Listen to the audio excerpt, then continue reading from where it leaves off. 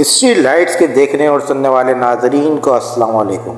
وجہ نام ادریس کی یہ ہے کہ پڑھانے کی کثرت کے سبب لقب آپ کا ادریس ہوا اور علم نجوم آپ کے معجزات میں سے ہے۔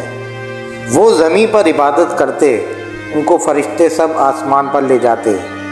اللہ تعالیٰ نے فرمایا وَاذْكُرُونِي فِي الْكِتَابِ إِدْرِيسَ إِنَّهُ كَانَ صِدِّيقًا نَبِيًّا۔ ترجمہ ہے کہ یاد کر کتاب میں ادریس کو کہ وہ تھا سچا نبی۔ ہر روز پیرہن سیتے، ہر دم سینے میں تسبیح پڑھتے تھے اور اجرت سلائی کسی سے نہ لیتے۔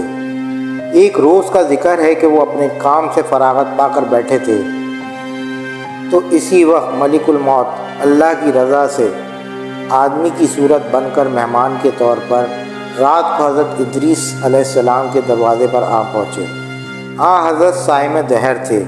جب شام ہوتی تو افطار کرتے، وقت پر آپ کا کھانا جنت سے آتا، جس قدر چاہتے کھا لیتے، باقی کھانا پھر جنت میں واپس چلا جاتا۔ اور اس دن کا کھانا جب جنت سے آیا تو حضرت ادریس علیہ السلام نے وہ کھانا اس مسافر کو پیش کر دیا۔ قدم پر قدم رکھ کر عبادت کرتا رہا۔ حضرت ادریس ان کا یہ حال دیکھ کر تعجب میں ہوئے کہ یہ کون شخص ہے۔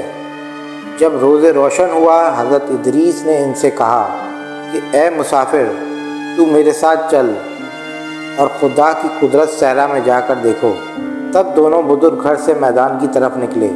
جاتے جاتے ایک گیہوں کے کھیت پہ جا پہنچے۔ ملک الموت نے کہا چلو اس کھیت سے چند گوشے گیہوں کے لے کر ہم تم مل کر کھائیں۔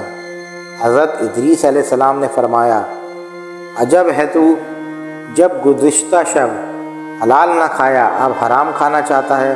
پھر وہاں سے دونوں بزرگ ایک دوسرے باغ میں جا پہنچے۔ وہاں بھی انگور دیکھ کر حضرت اسرائیل علیہ السلام نے کھانے کا ارادہ کیا۔ حضرت ادریس نے فرمایا کہ یہ حرام ہے۔ پھر جاتے جاتے ایک بکری دیکھ کر حضرت اسرائیل علیہ السلام نے کھانے کا ارادہ کیا۔ پھر حضرت ادریس نے کہا کہ بیگانی بکری کو ذبح کر کے کھانا ممنوع ہے۔ اس طرح 3 روز تک دونوں باہمیں گفتگو کرتے رہے، جبکہ حضرت ادریس علیہ السلام نے معلوم کیا کہ یہ کون شخص ہے اور بنی آدم میں سے معلوم نہیں ہوتا۔ تب حضرت نے فرمایا کہ خدا کے واسطے ظاہر تو کرو کہ تم ہو کون۔ تو اس بزرگ نے عرض کیا کہ میں اسرائیل ہوں۔ تب حضرت ادریس نے فرمایا کہ بھائی کیا سب مخلوقات کی جان تم ہی قبض کرتے ہو؟ انہوں نے کہا کہ ہاں۔ حضرت ادریس نے فرمایا شاید کہ تم میری جان قبض کرنے آئے ہو۔ انہوں نے کہا کہ نہیں، میں تو تمہارے ساتھ خوش طبعی کرنے آیا ہوں۔ حضرت ادریس نے کہا آج 3 دن سے تم میرے ساتھ ہو، اس عرصے میں تم نے کس کی جان قبض کی ہے؟ وہ بولے فرشتے نے کہا کہ کل جان قبض کرنا میرے ہاتھ میں ایسا ہے جیسا کہ تمہارے دونوں ہاتھوں کے نیچے روٹی رکھی ہو۔ اللہ تعالیٰ کے حکم سے میں ہاتھ بڑھا کر اس کی جان قبض کر لیتا ہوں۔ حضرت ادریس میں چاہتا ہوں کہ تیرے ساتھ رشتہ برادری کاتب کروں۔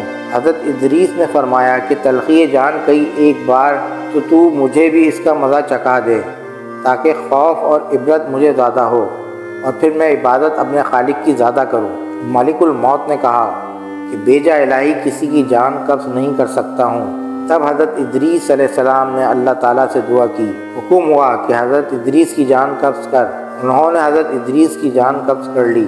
پھر ملک الموت نے خدا کی درگاہ میں دعا مانگی۔ پھر اللہ تعالیٰ نے ان کو زندہ کیا اور حضرت ادریس علیہ السلام اٹھ کر ملک الموت کو اپنی گود میں لے لیا۔ پھر ملک الموت نے ان سے پوچھا اے بھائی تلخی جان کیسی تھی؟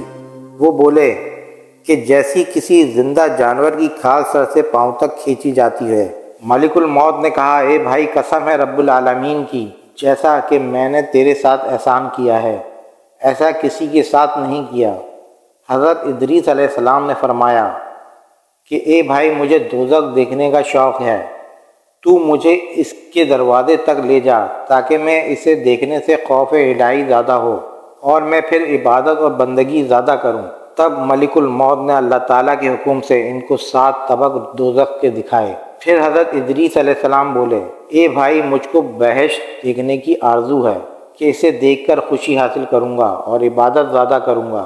پھر ان کو بہشت کے دروازے پر لے گئے اور انہوں نے جنت کے منظر اپنی آنکھ سے دیکھے۔ پھر کہنے لگے، اے بھائی، میں تلخی جہاں کئی بار دیکھ چکا ہوں اور دوزخ بھی دیکھی، مگر میرا جگر مارے پیاس کے جل رہا ہے، اجازت ہو تو جنت میں جا کر ایک پیالہ پیوں۔